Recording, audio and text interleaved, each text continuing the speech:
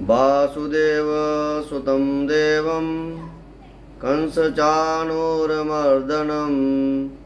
देवकी परमानंदं कृष्णं वंदे जगद्गुरुम्। कृष्ण जन्माष्टमी की व्रत कथा शुरू होता है। सुनो वीर हनुमान, राम लक्ष्मण जानकी, सदा करो कल्याण। सियापति राम जय जय राम, मेरे प्रभु राम जय जय राम। मेरे मन बस्यो सीताराम, राधे श्याम जय सिया राम। श्री कृष्ण जन्माष्टमी की व्रत कथा। व्यास जी कहते हैं कि महाभारत हो जाने पर सिद्ध कार्य धर्मात्मा युधिष्ठिर जी देवकी जी के पुत्र श्री कृष्ण जी से बोले, हे गोविंद, आपकी कृपा से रण में सब शत्रु मारे गए और आप ही की कृपा से अर्जुन ने कर्ण को मारा। हे जनार्दन, जो भीष्म जी किसी के द्वारा जीतने योग्य नहीं थे और जिनकी मृत्यु भी न थी, वह भी आपकी कृपा से ही जीते गए और आपकी कृपा से ही बड़ा कठिन कर्म करके निष्कंटक राज्य, आचार दंड नीति क्रिया सहित राज्य धर्म को प्राप्त हुए। अब जन्माष्टमी व्रत सुनने की इच्छा है, सो हे अच्युत विस्तार पूर्वक कहिए, किस समय यह व्रत उत्पन्न हुआ और इसका पुण्य और विधि क्या है। भगवान श्री कृष्ण जी कहते हैं, हे राजन, संपूर्ण व्रतों में उत्तम सब जब से यह व्रत प्रसिद्ध हुआ उसको विधि पूर्वक कहते हैं। सुनो, राजाओं के वंश में उत्पन्न दैत्यों के भार से पीड़ित पृथ्वी ब्रह्मा जी की शरण में गई। तब पृथ्वी के भार को ब्रह्मा जी जानकर सब देवताओं के साथ श्वेत द्वीप को गए। श्वेत द्वीप में जाकर ब्रह्मा जी द्वारा मेरी स्तुति से प्रसन्न होकर मैं उनके सम्मुख जो है वो प्रकट हुआ। वे सभी देवता मुझको देकर भक्ति भाव से युक्त प्रसन्न मन ब्रह्मा जी को आगे करके विनम्र होकर के भूमि के भार को उतारने के लिए मुझसे कहते हैं और विचार करने लगे कि किस उपाय से अपने धर्म में लगे हुए महाबली क्षत्रियों के वंश में उत्पन्न दानवों को मारा जाए। तत्पश्चात मन में निश्चय करके ब्रह्मा जी से मैंने कहा कि पहले ही वासुदेव देवकी जी द्वारा पुत्र की कामना से भक्ति पूर्वक जप तप करने पर मैंने उन दोनों पर प्रसन्न होकर के कहा था कि वर मांगो। यह सुनकर उन दोनों ने वर मांगा कि जो आप प्रसन्न हो तो अपने समान पुत्र जो है वो हमको दो। इस प्रकार के उनके वचन सुनकर उनकी सेवा से प्रसन्न होकर मैंने कहा, बहुत अच्छा, उनकी इच्छा पूर्ण करने के लिए देवकी वासुदेव के घर में उत्पन्न होऊंगा और देवता और देवी भी अपने अपने अंश से उत्पन्न हो और जशोदा से जोग माया देवी उत्पन्न होंगी। देवकी जी के उदर में अनंत नाम हमारे तेज का गर्भ है, उसको निकाल कर रोहिणी के पेट में कर भगवान श्री कृष्ण जी युधिष्ठिर से कहते हैं कि हे युधिष्ठिर, इस प्रकार देवताओं से कहकर मैं अंतर्धान हुआ और ब्रह्मा जी भी मुझे प्रणाम करके और पृथ्वी को समझाकर अपने स्थान को चले गए।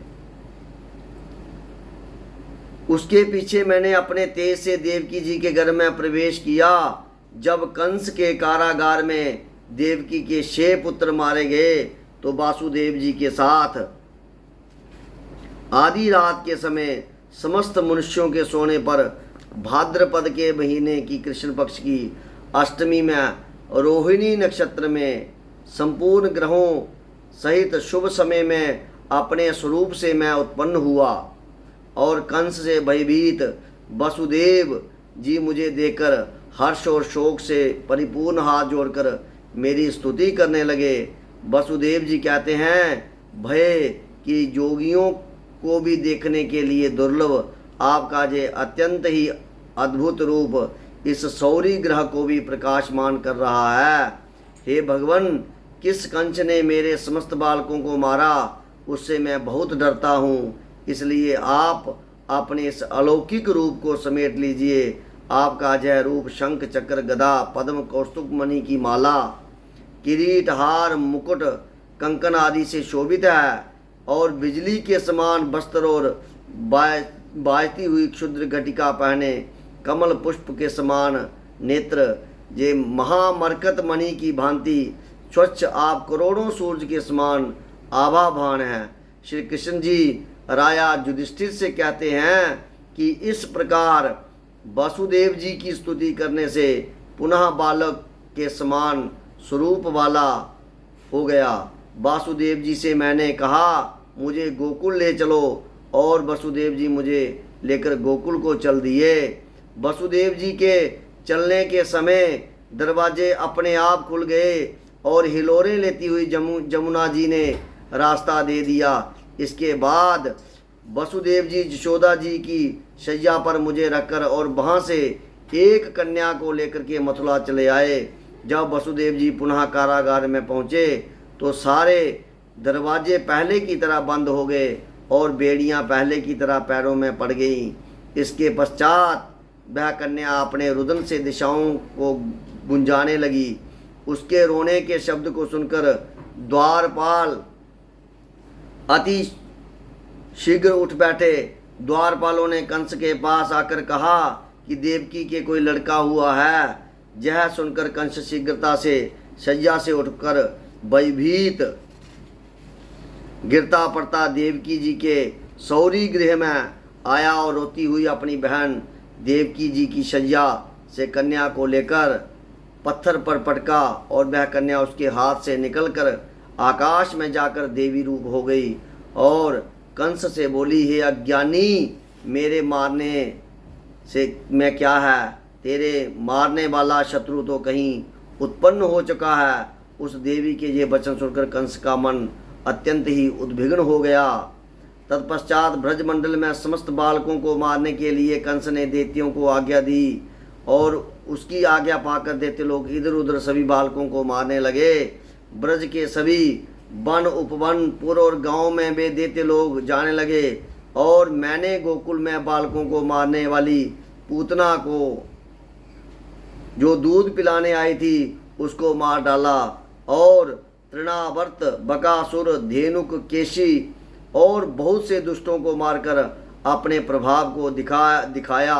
तत्पश्चात मथुरा में जाकर कंस इत्यादि दैत्यों को मैंने मारा और जदुवंशियों को आदरपूर्वक हर्षित किया और देवकी वासुदेव जी से मैं आदरपूर्वक मिला और उन्होंने आनंद से उत्पन्न जल से हमारे मस्तक को सिंचा और रंगभूमि में चानूर आदि दैत्यों को और कुबलिया पीड़ नामक हाथी और कंस के अनेक भाइयों सहित सब लोगों के मारे जाने पर और अन्य बहुत से दैत्यों के मारे जाने पर समस्त लोगों के सभी मनुष्य उत्साहपूर्वक प्रसन्न मन से मुझसे कहने लगे, हे कृष्ण, हे महायोगी, हे भक्तों को अभय करने वाले, हे शरणागत पर दया करने वाले, प्रलय से हमारी रक्षा करो।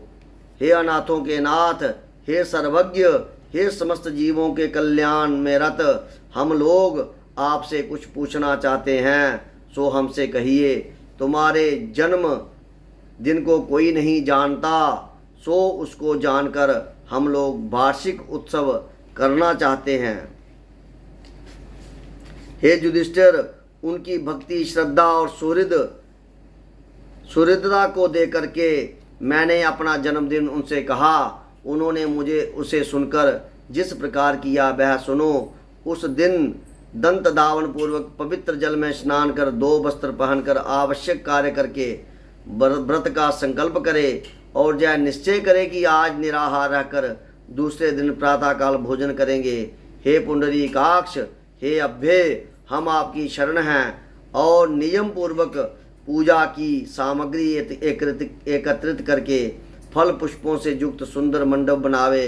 उसी मंडप में भक्ति सहित गंध पुष्प आदि 16 उपचार से द्वादशाक्षर मंत्र से ओम नमो भगवते वासुदेवाय मंत्र से पूजा करे। उसके पश्चात प्रसूता देवकी और वासुदेव और बलदेव सहित गुणों को मोहने वाली रोहिणी, नंद, यशोदा, गोपी, गोप, गौ, गोकुल, जमुना और यशोदा जी के शयन कक्षा में सोती हुई तुरंत पैदा हुई शोभा युक्त जोग माया सबकी अच्छे प्रकार नाम मंत्र से अलग अलग पूजा करे।